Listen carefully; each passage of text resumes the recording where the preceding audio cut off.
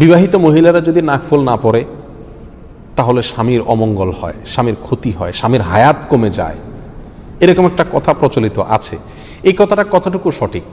এর জবাব হলো, ভাই, আল্লাহ সুবহানাহু ওয়া তাআলা প্রত্যেকটা ব্যক্তির হায়াত ঠিক করে দিয়েছেন। স্ত্রীর নাকফুলের উপরে স্বামীর হায়াত ঝুলে নাই।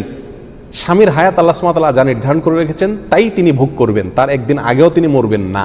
অতএব স্ত্রী নাকফুল পড়ুক আর না পড়ুক, তাতে স্বামীর হায়াতে কোনো প্রকার কম বেশ হবে না। হিন্দুদের মধ্যে এই বিশ্বাস আছে যে স্ত্রী যদি শখা না পড়ে, স্ত্রী যদি চুড়ি না পড়ে, আপনার বিবাহিত স্ত্রী যদি আপনার নাকফুল না পড়ে, অথবা এগুলো হারিয়ে যায়, অথবা এগুলো ভেঙে যায়, তাহলে স্বামীর কপাল পুড়ছে। এই ধারণা কাদের মধ্যে আছে? হিন্দুদের মধ্যে আছে। তো হিন্দুদের থেকেই এই বিশ্বাসটা আমাদের সমাজে কিভাবে যেন চলে আসছে। এই বিশ্বাস ইমানের সঙ্গে অসঙ্গতিপূর্ণ বিশ্বাস, বিধায় এটা বিশ্বাস করা যাবে না। নাকফুল বা চুড়ি এগুলা বিবাহিত মেয়েদের জন্য পরা উত্তম, স্বামীকে খুশি করার উদ্দেশ্যে বা নিজেকে সাজাবার উদ্দেশ্যে।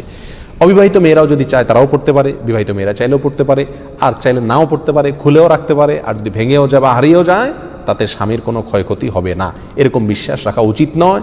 এটা ইমানের সঙ্গে সাংঘর্ষিক একটা বিশ্বাস। মানুষের ভালো এবং মন্দ এটা কার হাতে?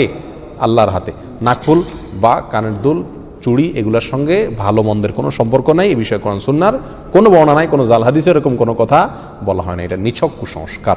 ইসলামিক ভিডিও পেতে চাইলে চ্যানেলটি সাবস্ক্রাইব করে পাশে থাকুন। আসসালামু আলাইকুম রহমতুল্লাহ।